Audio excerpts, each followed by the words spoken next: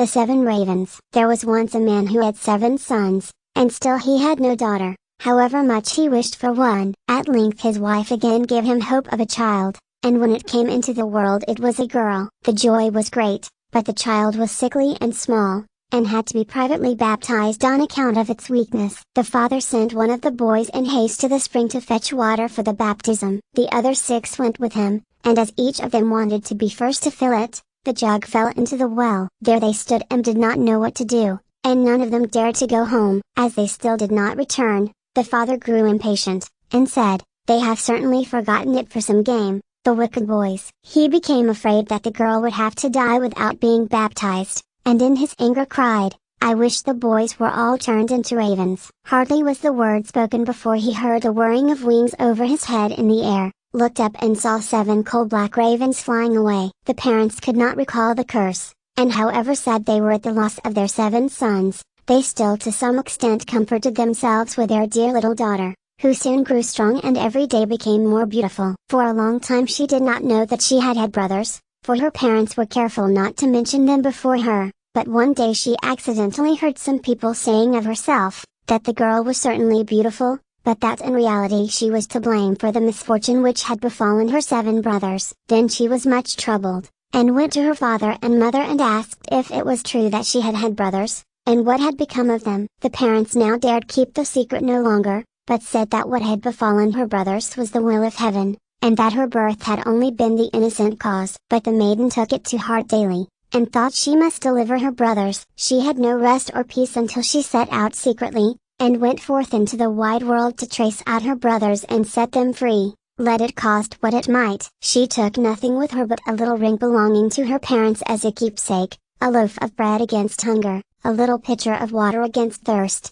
and a little chair as a provision against weariness. And now she went continually onwards, far, far to the very end of the world. Then she came to the sun, but it was too hot and terrible, and devoured little children. Hastily she ran away, and ran to the moon, but it was far too cold, and also awful and malicious, and when it saw the child, it said, I smell the flesh of men." On this she ran swiftly away, and came to the stars, which were kind and good to her, and each of them sat on its own particular little chair. But the morning star arose, and gave her the drumstick of a chicken, and said, "If thou hast not that drumstick thou canst not open the glass mountain, and in the glass mountain are thy brothers." The maiden took the drumstick, wrapped it carefully in a cloth, and went onwards again until she came to the glass mountain. The door was shut, and she thought she would take out the drumstick, but when she undid the cloth, it was empty, and she had lost the good star's present. What was she now to do? She wished to rescue her brothers,